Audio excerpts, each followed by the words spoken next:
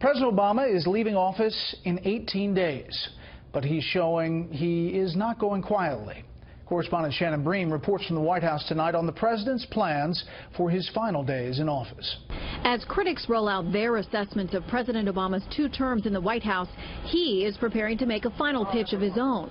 Citing the example of George Washington's 1796 peaceful democratic transfer of power, President Obama says he'll give a farewell speech from Chicago next Tuesday evening. I hope it's a nice balance of the big achievements that he's had and also the call to action to keep the progress moving forward. In an email announcing the remarks, Mr. Obama said, quote, "I'm thinking about them as a chance to say thank you for this amazing journey, to celebrate the ways you've changed this country for the better these past 8 years, and to offer some thoughts on where we all go from here." Chicago is the place where he started his political career. Chicago is the place where he based his 2 national campaigns. Chicago is the place where he met his wife, raised his family.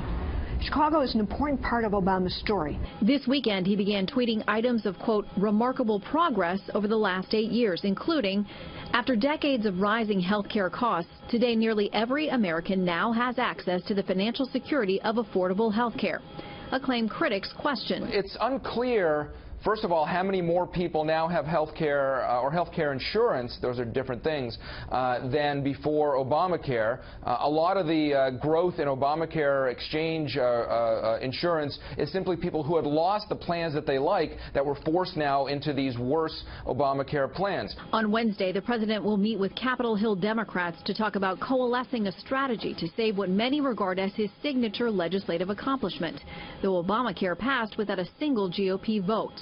The president also tweeted about gains in the economy, bringing U.S. troops home, and bolstering clean energy. I do think he feels a burden to be talking about those things because if you look at the electoral scoreboard, we don't look like we did so good.